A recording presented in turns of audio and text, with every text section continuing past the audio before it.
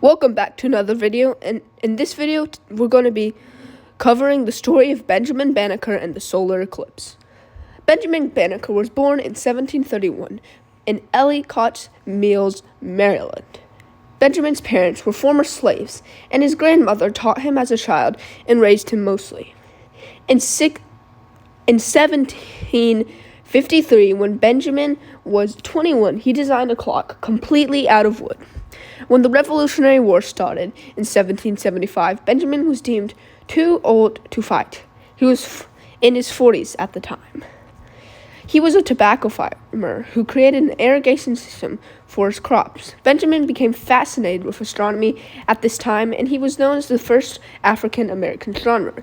He studied eclipses heavily. He began to publish yearly almanacs with eclipse predictions in them. Benjamin famously wrote to Thomas Jefferson about his views on slavery.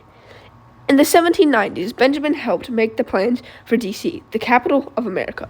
When these plans were lost, Benjamin was able to rewrite them by memory. Benjamin died in 1809.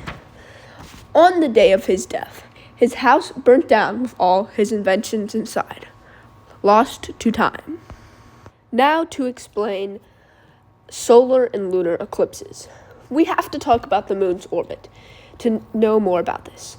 The moon is about 400 times bigger.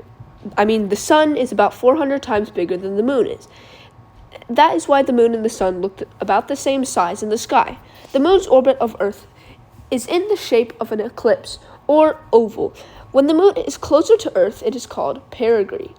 But when it is farther from Earth, it is called apogee. There is a small chance every time there's a full moon for it to pass in front of the sun and cast a shadow on Earth. This is called a solar eclipse. There's also a chance of the Earth blocking the sun from the moon, a lunar eclipse.